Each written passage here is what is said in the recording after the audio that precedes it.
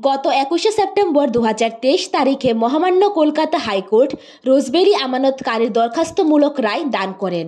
এই ব্যাপারে কলকাতা হাইকোর্টের দ্বারা গঠিত অ্যাসেট ডিসপোজাল কমিটির মাধ্যমে গত 24শে মার্চ 2024 ইংরেজি তারিখে 3টি জাতীয় সংবাদপত্রের মাধ্যমে আমানতকারীদের টাকা ফেরত পাওয়ার জন্য অনলাইনে আবেদন করার বিজ্ঞপ্তি জারি করা হয়।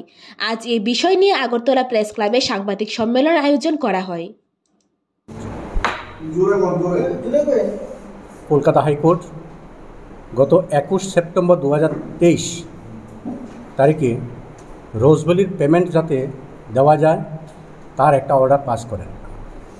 সঙ্গে একটা কমিটি গঠন করা হয়, অ্যাসেট ডিসপোজাল কমিটি, যেটাকে আমরা সংক্ষেপে এডিসি কমিটি বলি। সেই এডিসি কমিটিকে দায়িত্ব দেওয়া হয় যাতে ওরা অতি দ্রুত ওদের ওয়েবসাইট চালু করে সমগ্র ত্রিপুরার এবং সমগ্র ভারতবর্ষের সমস্ত অংশের রোজবেলির আমানতকারীর প্রত্যেকের পয়সা যাতে অতি দ্রুত পাওয়া যায় সেই ব্যবস্থা করার জন্য। এবং 24শে মার্চ 2024 ওয়েবসাইট চালু হয়। 10 দিন মোটামুটি একটা ট্রেনিং পিরিয়ড, মানে ট্রায়াল পিরিয়ড চলার পরে 24শে মার্চ আমাদের ট্রায়াল শেষ হয় এবং বর্তমানে বিভিন্ন প্রিন্ট মিডিয়া এবং ইলেকট্রনিক মিডিয়ার মাধ্যমে, যেমন কলকাতায় সারা ভারতবর্ষের মধ্যে আনন্দবাজার, সানমার্গ এবং দি টাইমস অফ ইন্ডিয়া, এই 3টি পেপারের মধ্যে আমরা সেবির তরফ থেকে বিজ্ঞপ্তি প্রকাশ করা হয়।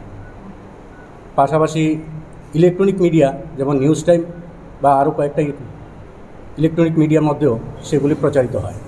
তো আমরা আজকে ত্রিপুরাতে, আমরা ভার্সিটি ত্রিপুরার মেইন রাজধানী আগরতলাতে আমরা প্রেস কনফারেন্স করতে চলছি একটাই কারণে, যাতে আপনাদের মাধ্যমে সারা ত্রিপুরার যাতে যত আমানতকারী রয়েছে ওনারা যাতে ওয়েবসাইটের মাধ্যমে প্রত্যেকের আমানত সংগ্রহ করতে পারেন, প্রত্যেকের সার্টিফিকেটগুলো যাতে জমা করতে পারেন এবং নির্দিষ্ট সময়ের পরে যাতে প্রত্যেকে ফেরত পান, সেই লক্ষ্য রেখেই আপনাদের কাছে আমরা সেই দায়িত্বটুকু তুলে দিতে চাই।